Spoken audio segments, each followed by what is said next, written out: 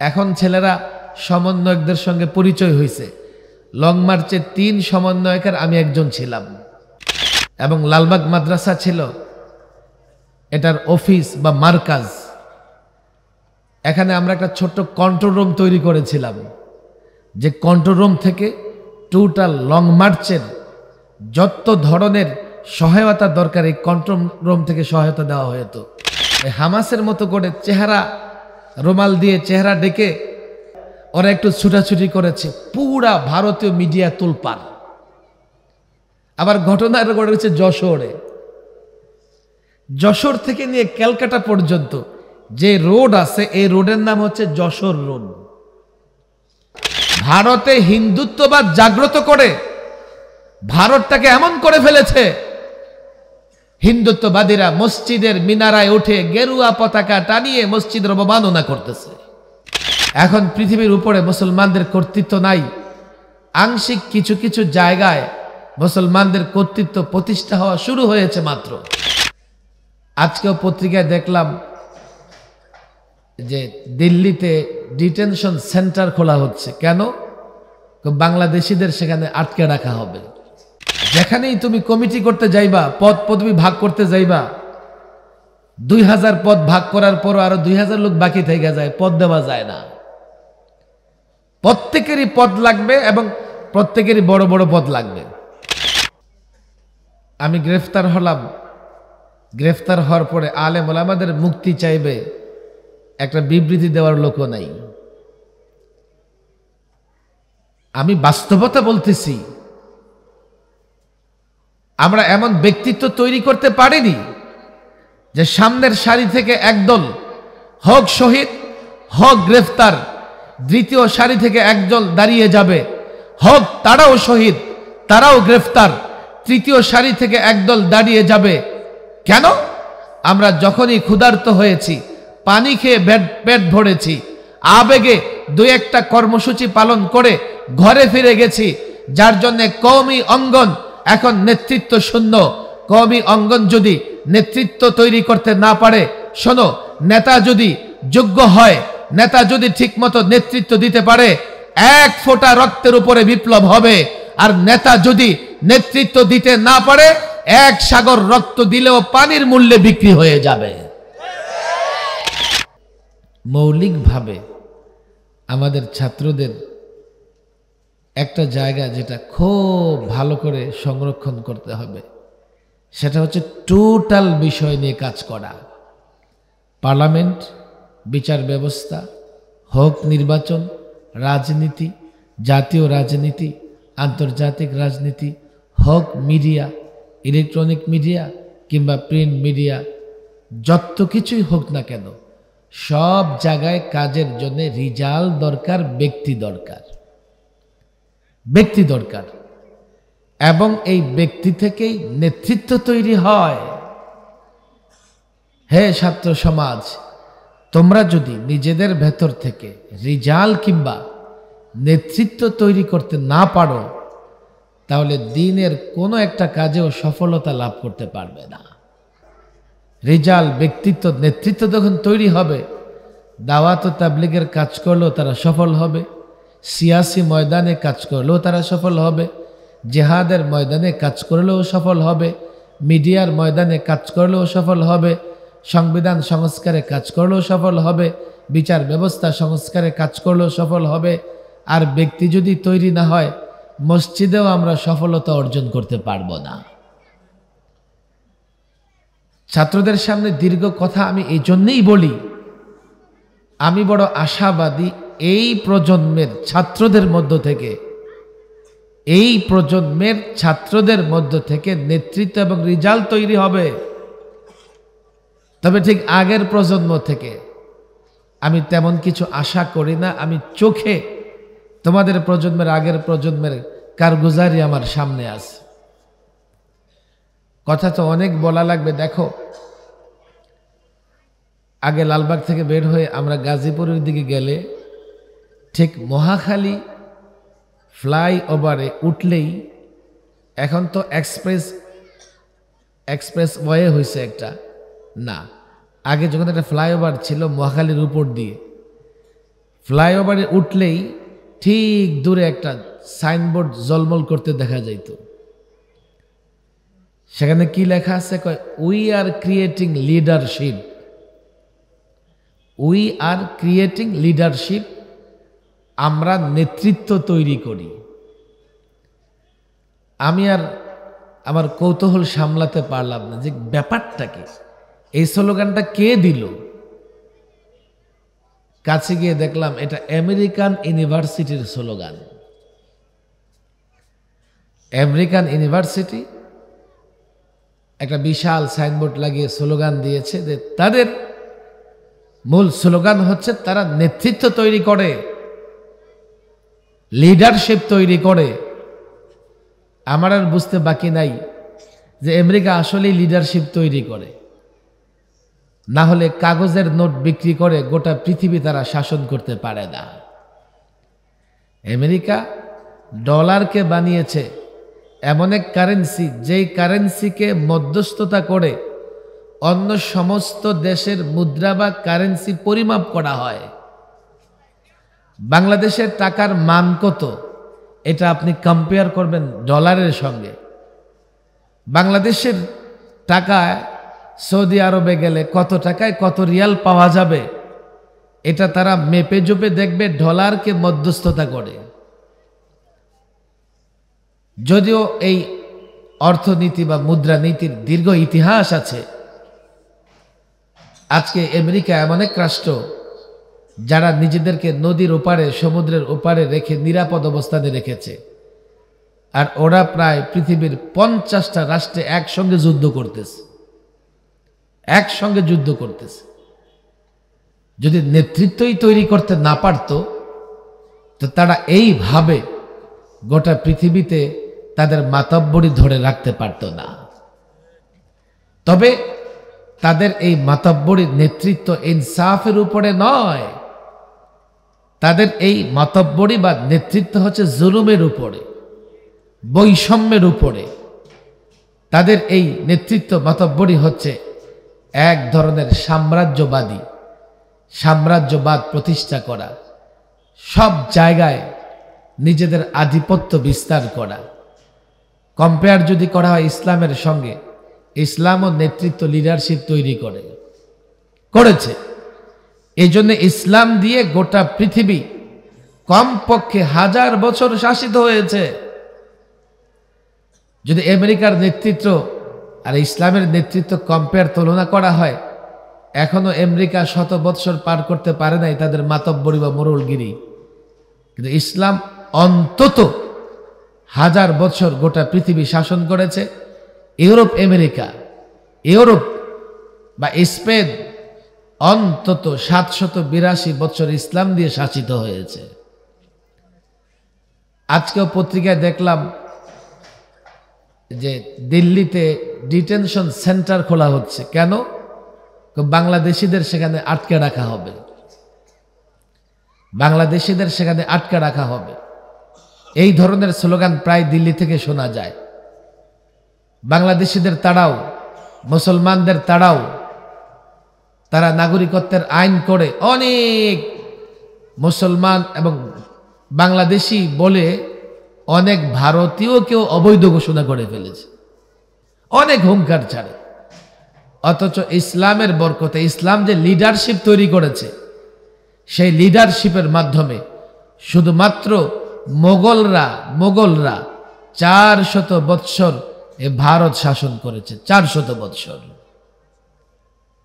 আজকের এই প্রজন্ম, আমি মনে করি এই ছাত্রদের মধ্য থেকে লিডারশিপ তৈরি না হলে, রেজাল্ট তৈরি না হলে, নেতৃত্ব তৈরি না হলে, আমরা তো পৃথিবীর উপর থেকে আমাদের কর্তৃত্ব হারিয়েছি। এখন পৃথিবীর উপরে মুসলমানদের কর্তৃত্ব নাই। আংশিক কিছু কিছু জায়গায় মুসলমানদের কর্তৃত্ব প্রতিষ্ঠা হওয়া শুরু হয়েছে মাত্র। আমরা এখনো এই পৃথিবীর উপরে কর্তৃত্ব প্রতিষ্ঠা করতে পারিনি। হ্যাঁ, আমাদের একটা সোনালী অতীত ছিল, সেই সোনালী অতীতে নিঃসন্দেহে আমরা পৃথিবীর উপর কর্তৃত্ব প্রতিষ্ঠা করেছিলাম। এই যে কর্তৃত্ব প্রতিষ্ঠা করব, এই মাদারেসে কওমিয়ার ছাত্রদের মধ্য থেকে লিডারশিপ তৈরি হওয়া লাগবে। নেতৃত্ব তৈরি হওয়া লাগবে। নেতৃত্ব কি করে তৈরি হবে?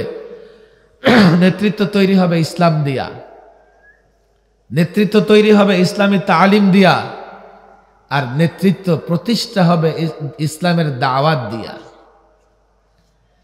আমি ছাত্রদের বলি, দেখো, তুমি যদি ইসলাম জানতে পারো, ইসলাম বুঝতে পারো, তোমার ভেতরে নেতা হওয়ার যোগ্যতা চলে আসবে। এরপরে যদি তুমি দাওয়াতের মাধ্যমে ইসলাম সমাজের যতটা জায়গায় ইসলাম পৌঁছাতে পারবে, ততটা জায়গায় তোমার নেতৃত্ব এবং কর্তৃত্ব প্রতিষ্ঠা হবে। দেখো, আমাদের যুবকদের কথা কি বলবো, ইসলামের যে প্রয়োজন আছে এটা ওরাই জানে না। যতদিন ইসলাম ছিল, ইসলাম দ্বারা পৃথিবী শাসিত হয়েছে, ইসলামের ন্যায় ইনসাফ দ্বারা কাফের বেঈমানরা উপকৃত হয়েছে।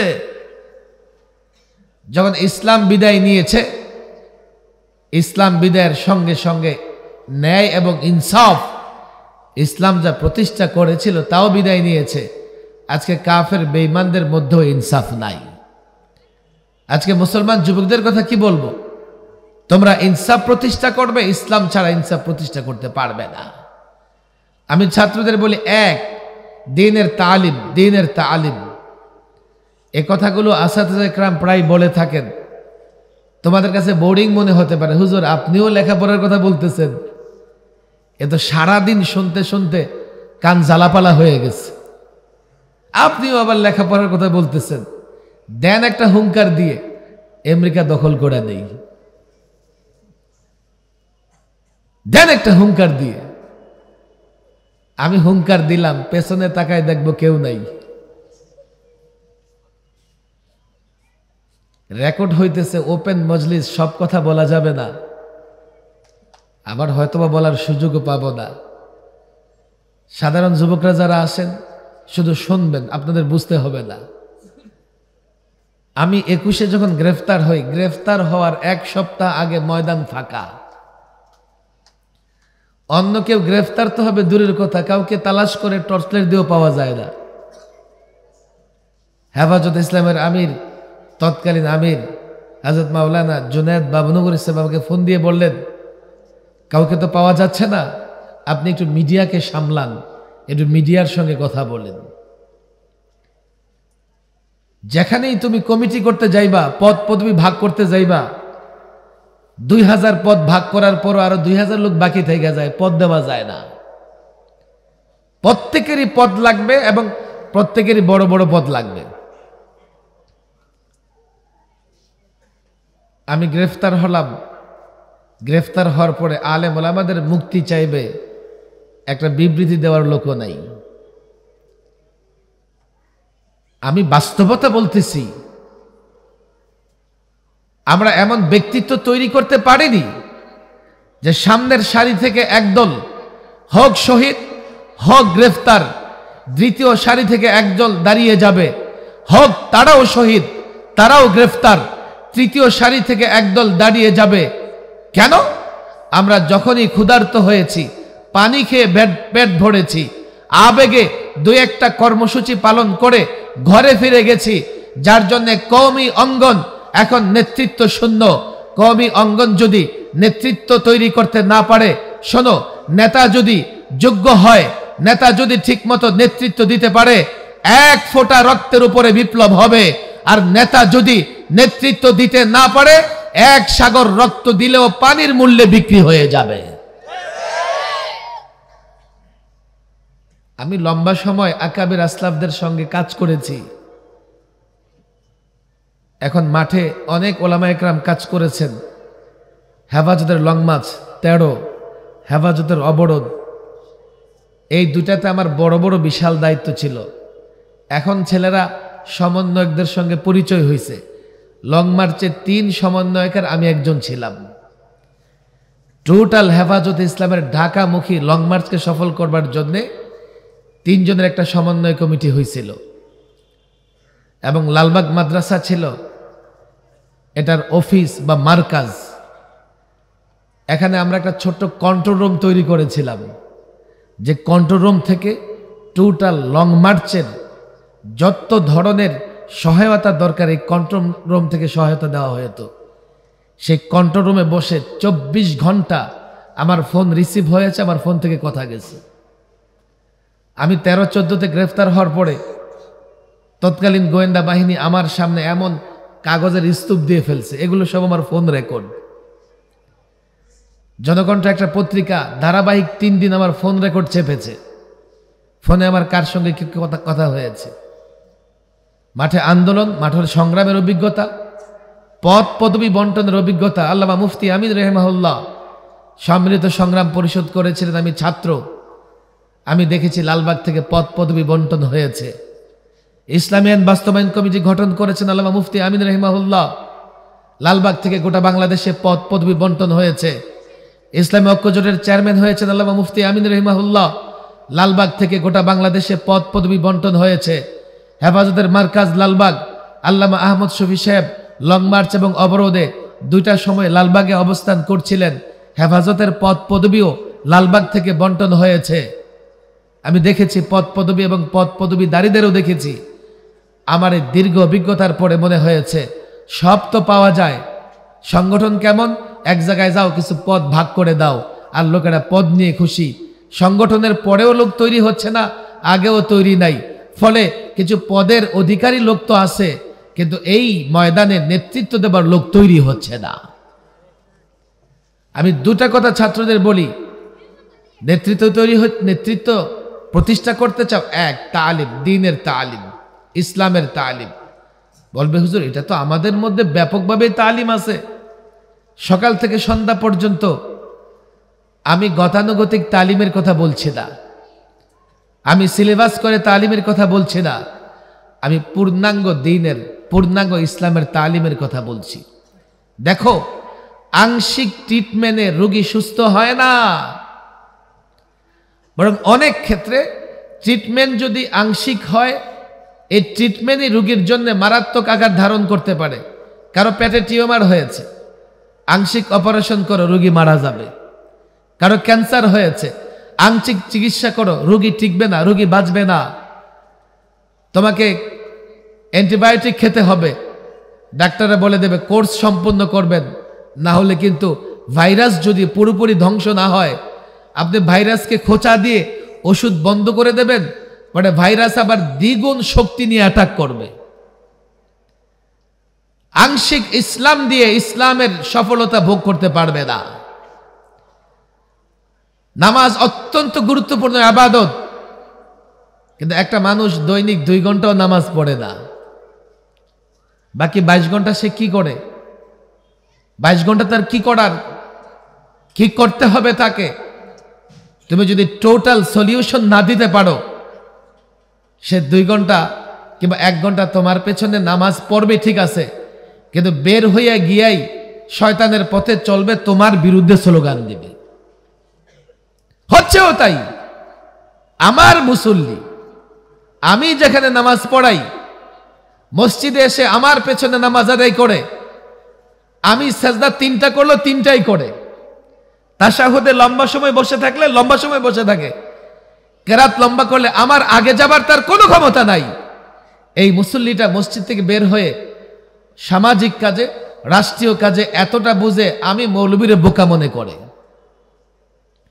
অথচ ইসলাম যে সলিউশন দিয়েছে ব্যক্তি, সমাজ, রাষ্ট্রের সর্বত্র, আমি তো গোটা দুনিয়াকে চ্যালেঞ্জ করি, ইসলামের এক একটা বিষয় একদিকে রাখো, আর প্রচলিত তন্ত্র মন্ত্র বুদ্ধিজীবীদের যত বুদ্ধি আছে একদিকে রাখো।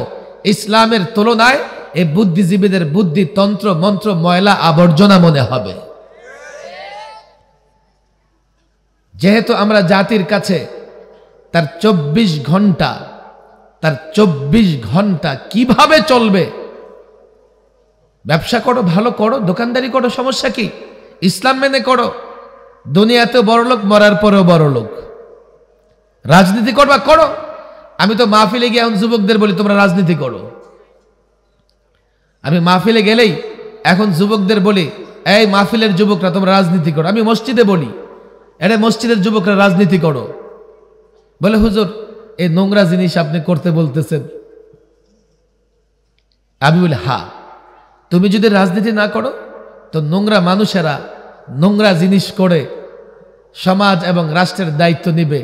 ফলে কি হবে, তোমার মতো ভদ্র সভ্য যুবক যখন কালকে চারিত্রিক সার্টিফিকেট আনতে যাবে, এমন লোকের কাছে যাবে যার নিজের চরিত্রের বালাই নাই। তোমার জন্ম সনদ লাগবে, এমন এক ব্যক্তির কাছে জন্ম সনদ আনতে যাবে তার নিজেরই জন্মের ঠিক ঠিকানা নাই। রাজনীতি করবা না তো ইয়াবা খোররা গত 16 বছর এমন হয়েছে, ইয়াবা ব্যবসায়ী এমপি, ফেন্সিল ব্যবসায়ী চেয়ারম্যান, গাঞ্জাখোরেরা মেম্বার হয়েছে। কথা ঠিক না বেঠিক? আমি এই মাহফিলে আসা যুবকদের বলি, অন্তত তোমরা রাজনীতি করলে সমাজের উন্নয়ন কতটা হয় জানি না, তবে এই সমাজ মাদকতা, অশ্লীলতা, বেহায়াপনা থেকে কিছুটা হলেও রক্ষা পাবে। তবে কোনো গ্যারান্টি নাই। তুমি যে রাজনীতি করবা সফল না ব্যর্থ কোনো গ্যারান্টি নাই। তাহলে হুজুর কেন করব? হ্যাঁ, গ্যারান্টি চাও তো ইসলামী সিয়াসত করো, ইসলামী রাজনীতি করো।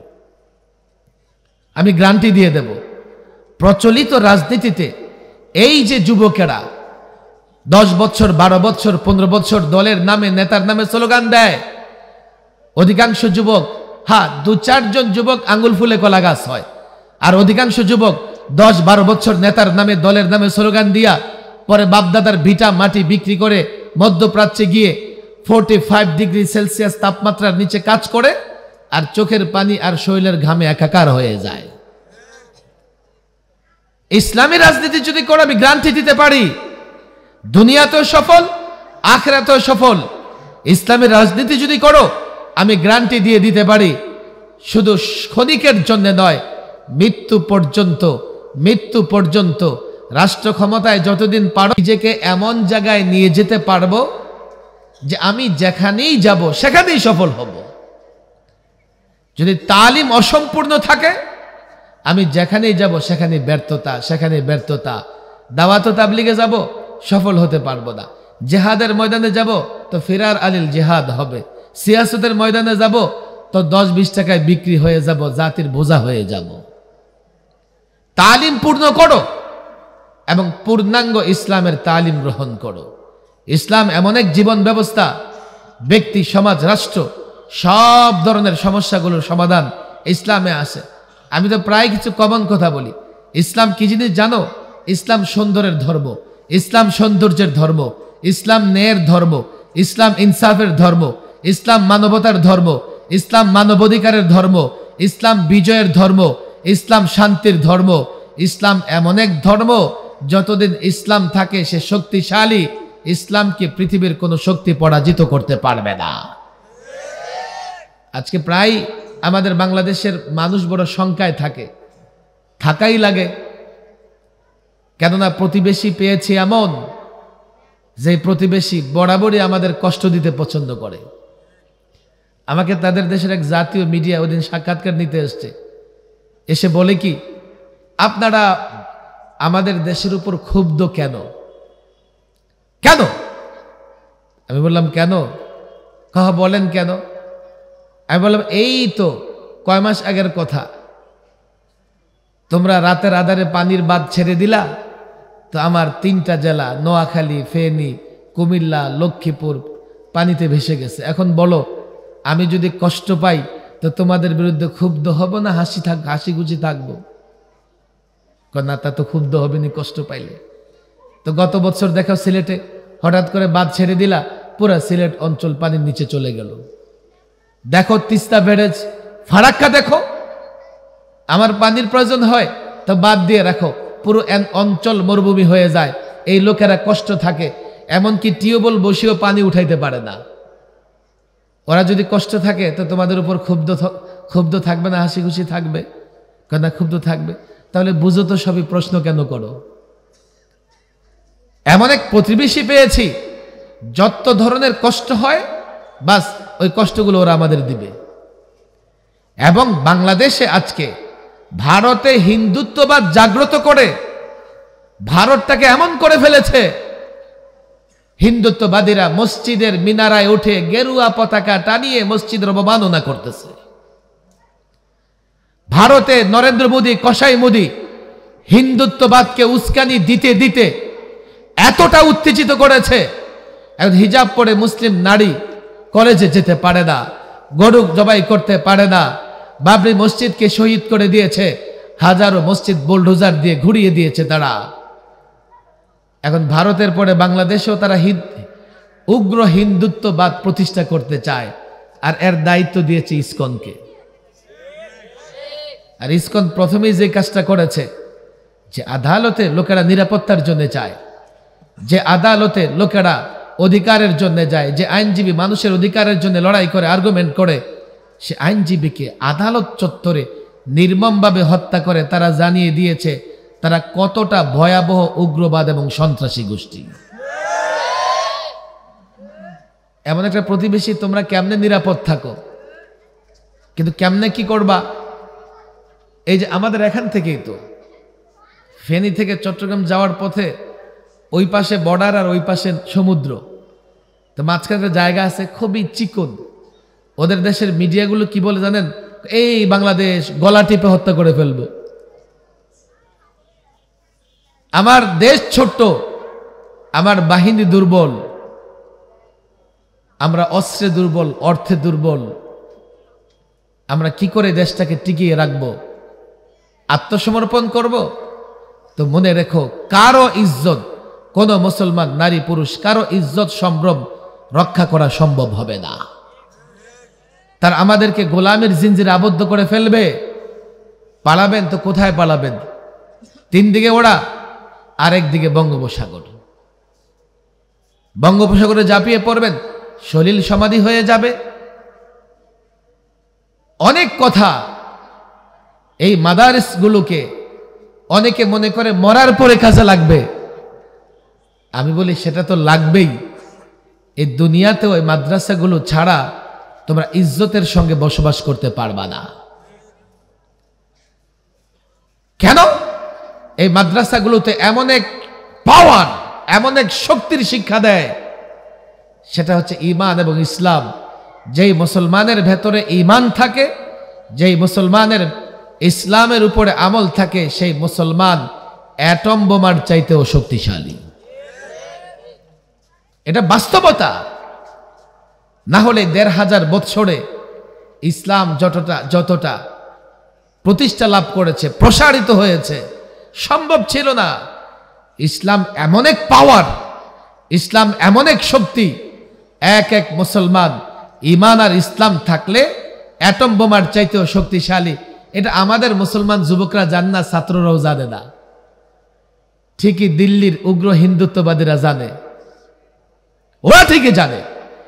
এই জন্য বাংলাদেশের মতো একটা ক্ষুদ্র রাষ্ট্র নিয়েও তারা ষড়যন্ত্র করে। তারা জানে মুসলিম শাসকদের ইতিহাস, তারা একজন মোহাম্মদ বিন কাসিমের ইতিহাস জানে, যার বয়স মাত্র 17। মোহাম্মদ বিন কাসিম 17 বৎসর বয়সে দিল্লিতে ইসলামের পতাকা উড্ডীন করেছিলেন।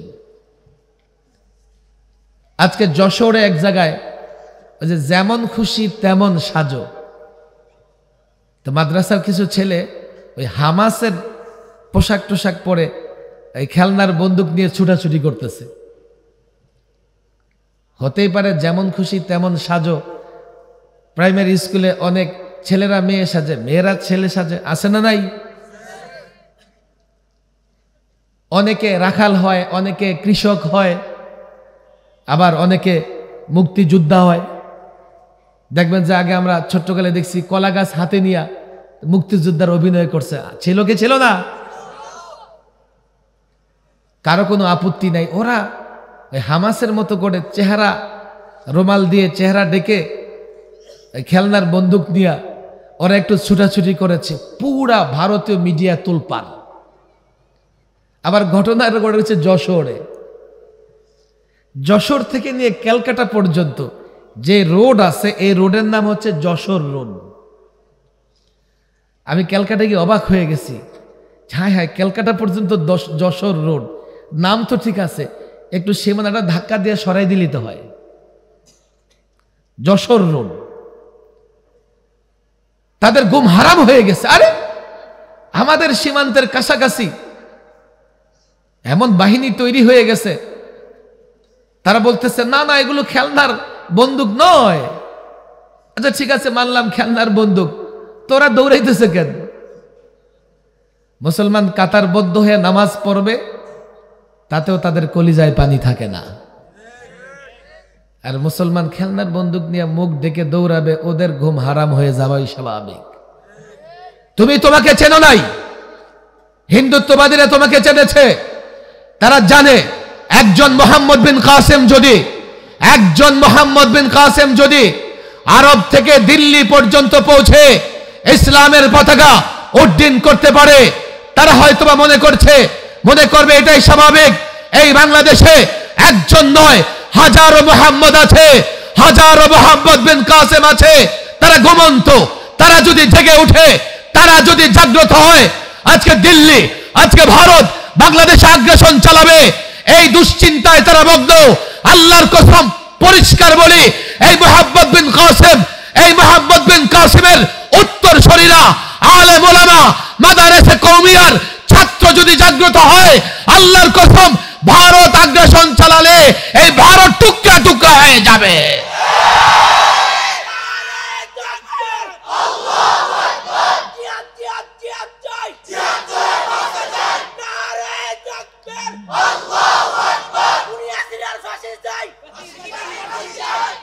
আমি ছাত্রদের বলি, দেখো আমি একটা আশা রাখি, 5 আগস্টে আমি প্রায় একটা কথা বলি, বাংলাদেশ এখন চালায় তালেবান সরকার।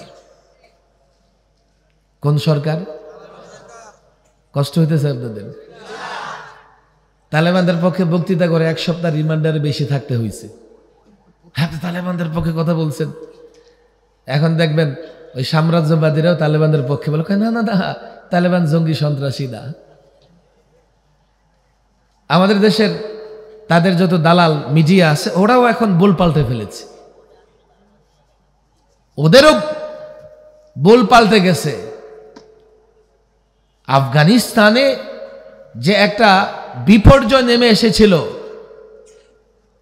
সেই বিপর্যয়ের হাত থেকে আফগানের মানুষদের হেফাজত করেছে তালেবান, তাদের উদ্ধার করেছে তালেবান। তালেবান আফগানিস্তানের একটা আঞ্চলিক ভাষা, এর মানে ছাত্র। যেহেতু এই কওমি মাদ্রাসার ওলামায়ে দেওবন্দের এই প্রজন্মের কিছু ছাত্র তাদের ওস্তাদদের নেতৃত্বে আফগানিস্তানকে বিপর্যয়ের মুখ থেকে উদ্ধার করেছে, আফগানিস্তানে শান্তি প্রতিষ্ঠা করেছে, বিনদেশীদের হাত থেকে আফগানকে স্বাধীন করেছে। তো ওই ছাত্ররাই পরবর্তীতে একটা সরকার গঠন করেছে। সেই সরকার তালেবান সরকার। জুলাই আগস্টে বাংলাদেশে বিপ্লব সাধন করেছে ছাত্র জনতা, সরকার গঠন করেছে ছাত্র, সরকারেও 3 জন ছাত্র আছে। তো আফগানিস্তানের ভাষায় বলতে হয় বাংলাদেশ চালাইতেছে তালেবান সরকার, মানে ছাত্রদের সরকার। কথা ঠিক না বেঠিক? অনেক কথা। 5 আগস্টে কিছু ছাত্র এতটা ভূমিকা রেখেছে, অথচ এক যুগ আগে আল্লামা মুফতি আমিন রহমাহুল্লাহ অন্তত 50 বার আমাদেরকে 2টা কথা প্রায় বলতেন। এক, এই সরকার যদি পতন হয়, এই সরকারের দলের কোনো লোকেরা নিজেরা ওই দল করে স্বীকার করবে না। 2, ছাত্ররা বিক্রি হবে না, ছাত্ররা বিক্রি হবে না। হয়েছেও তাই। এই ছাত্রদের টর্চার এবং প্রলোভন সবই করা হয়েছে। শেষ পর্যন্ত দেশে একটা পরিবর্তন আসছে, তবে এটা চূড়ান্ত পরিবর্তন নয়, এটা দরকার ছিল এই পরিবর্তনের। গত 16 বৎসরে সবচাইতে বেশি জুলুম টর্চার সহ্য করেছে ওলামায়ে কেরাম। আমার মতো একটা নিরীহ মানুষ, আমিও 3 বার জেলে ছিলাম। শেষবার 21, 22, 23-এর একটা অংশ। এখন আমি ভাবতেই ক্লান্ত হয়ে যাই, এত লম্বা সময় ছিলাম কেমনে। 21-এ 2600 আলেম ওলামা মাদ্রাসার ছাত্র টুপি দাড়িওয়ালাদেরকে গ্রেফতার করে হাই সিকিউরিটি জেলে, ফাঁসির সেলে 24 ঘন্টা আটকে রেখে তাদের উপর নির্যাতন করা হয়েছে। জেলখানা এবার ওলামাদের উপর যে টর্চার করা হয়েছে, আর ওলামা একরামের চোখের পানি জাতি শোনে নাই, আল্লাহ ঠিকই শুনেছে। তোমরা ফিরে আসার চিন্তা করো। আল্লাহর গজবে যারা পতিত হয় তারা নিদর্শন হিসেবে থাকে, যেমন ফেরাউন নিদর্শন হিসেবে আছে, তারা কখনো ফিরে আসতে পারে না। তোমরা নিদর্শন হিসেবে থাকবা। ওলামাদের উপর জুলুম করেছ, অন্তত আগামী 100 বছর লোকেরা বলবে আলেমদের উপর জুলুম করে এমন হয়েছে। 53 বছরে কত শাসক ক্ষমতা ছেড়েছে, কিন্তু আজ পর্যন্ত কোন শাসককে ক্ষমতা ছেড়ে পালাতে হয় নাই। তারা কেন পালিয়েছে? কাজই করেছে এমন, যেমন কর্ম তেমন ফল। আমরা প্রতিশোধ কিংবা প্রতিহিংসায় বিশ্বাসী নই, কিন্তু কাজ যেমন করেছো ফলাফল তো তেমন হবেই, পরিণতি তো তোমাদের ভোগ করতে হবেই।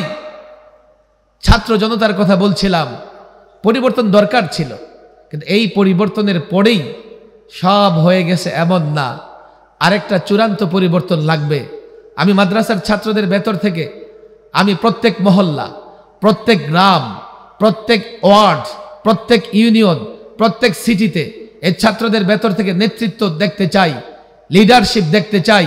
ওলামাদের ভেতর থেকে, স্কুল কলেজের ওই যুবকদের মধ্য থেকে আমি লিডারশিপ দেখতে চাই, নেতৃত্ব দেখতে চাই, যারা চূড়ান্ত পরিবর্তনের জন্য কাজ করবে। চূড়ান্ত পরিবর্তন কিভাবে হবে? লক্ষ্য ঠিক করতে হবে। গত আন্দোলনের লক্ষ্য ছিল বৈষম্য দূর করা। হ্যাঁ, একটা লক্ষ্য, অন্যতম লক্ষ্য বৈষম্য দূর করবে, কিন্তু বৈষম্য দূর করা কতটা সহজ হয়, কতটা তারা সফল হয় সেটা তো সময়ে বলবে। কিন্তু শুধুমাত্র বৈষম্য নয়, সব ধরনের বৈষম্য, অন্যায়, জুলুম, অবিচার এবং দুনিয়া আখিরাতের মুক্তির জন্য টার্গেট ফিক্সড করতে হবে। সেটা কি? ইসলাম। শুধুমাত্র বৈষম্য দূর নয়, ইসলাম প্রতিষ্ঠা করতে হবে। টার্গেট যখন ইসলাম হবে, তোমরা যখন ইসলাম বুঝবে, তোমরা যখন ইসলাম জানবে, জাতির প্রত্যেকটা যুবকের কাছে যখন ইসলাম পৌঁছে দেবে, তাকে বুঝাতে সক্ষম হবে ইসলাম তোমার, ইসলাম মানো, দুনিয়া তো সফল, আখিরাত তো সফল। এই যুবকেরা, কৃষক, শ্রমিক, সরকারি কর্মচারী সবাই যখন ইসলাম বুঝবে, তুমি তাদেরকে ইসলাম বুঝাতে পারবে, আর টার্গেট ইসলাম হবে, তখনই চূড়ান্ত পরিবর্তনের জন্য পরিবেশ তৈরি হবে। আমি তো বলি, গত পরিবর্তনের জন্য 2000 ছাত্র জনতাকে রক্ত দেওয়া হয়েছে। আমরা যদি জাতিকে ইসলাম বুঝাতে পারি, আরেকটা চূড়ান্ত পরিবর্তনের জন্য 1 ফোঁটা রক্ত দিতে হবে না।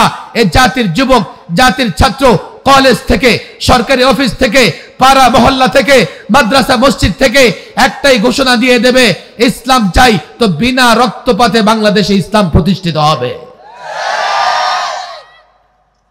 আমরা জোর করে ইসলাম প্রতিষ্ঠা করতে চাই না, জোর করে চাই না। তবে ইসলাম প্রতিষ্ঠা করলে ইসলাম হেফাজতের জন্য জিহাদের চেতনাও নিজেদের ভেতরে রাখতে হবে। তাদের বড় আপত্তি, জিহাদ কেন বলেন, যুদ্ধ বলেন। আমি বলি না, তোমাদের যুদ্ধ আর জিহাদ এক জিনিস না। কেন? আমি বলি, তোমরা যুদ্ধ করতেছো নারীদের উপরে গিয়ে পাশবিক নির্যাতন করো, তোমরা যুদ্ধ করতেছো হাসপাতালে বোমা মারো, তোমরা যুদ্ধ করতেছো দেখা গেছে অন্য ধর্মের উপাসনালয়ে বোমা মারো, তোমরা যুদ্ধ করতেছো, তোমাদের যুদ্ধ থেকে কোনো মার্কেটও বাদ যায় না, মার্কেটও তোমরা বোমা মারো, নারী শিশুর উপর বোমা মারো। ইসলামের যুদ্ধ, এক একটা যুদ্ধ দেখো, ইসলাম যুদ্ধের ময়দানও ইনসাফ করে, নারীর উপর আক্রমণ করে না, শিশুর উপর আক্রমণ করে না। যুদ্ধ হবে 2 বাহিনীতে, যুদ্ধ হবে 2 সামরিক বাহিনীতে যুদ্ধ হবে, যে পারে জিতবে, না পারলে হারবে। ইসলামের যুদ্ধ, ইসলামের অন্যান্য বিধিবিধানগুলো ইনসাফপূর্ণ, ইসলামের যুদ্ধ ইনসাফপূর্ণ। এই জন্য আমরা যুদ্ধ বললে তোমাদের নোংরা যুদ্ধের সঙ্গে তা মিলে যাবে। আমরা জিহাদ বলি যাতে ইসলামের নামাজ ইউনিক অনুপম, ইসলামের রোজা ইউনিক অনুপম, ইসলামের হজ ইউনিক অনুপম, তুলনা হয় না। ইসলামের জিহাদের সঙ্গেও তুলনা হয় না। ইসলামের জিহাদ কারো উপর আক্রমণ করবার জন্য নয়, সংখ্যালঘুদের উপর আক্রমণ করার জন্য নয়। ইসলামের জিহাদ সংখ্যালঘুদের নিরাপত্তা দেয়, ইসলামের জিহাদ নারীকে নিরাপত্তা দেয়, শিশুকে নিরাপত্তা দেয়। ইসলামের জিহাদ এমন, যুদ্ধের ময়দানেও অন্যের অধিকারের চিন্তা করে। ইসলামের জিহাদ শুধুমাত্র ন্যায় প্রতিষ্ঠা করবার জন্যে, সন্ত্রাস দমন করবার জন্যে, কাল আমরা জনগণের সাপোর্ট নিয়ে যদি ইসলাম প্রতিষ্ঠা করি, কাফের বেঈমান পত্তলিক ইহুদি নাসারা তারা আমাদের ছাড়বে না, আমার ভূখণ্ডকে ছাড়বে না, আমার ভূখণ্ডকে আগ্রাসন চালাবে। তখনই জিহাদের চেতনা দিয়ে প্রত্যেকটা সন্ত্রাসী কর্মকাণ্ডের মোকাবেলা করতে হবে। আমি ছাত্রদের দুটা কথা আজকে বলে যাই, দেখো, এক, তালিম পূর্ণ করো। কেমনে পূর্ণ করবা?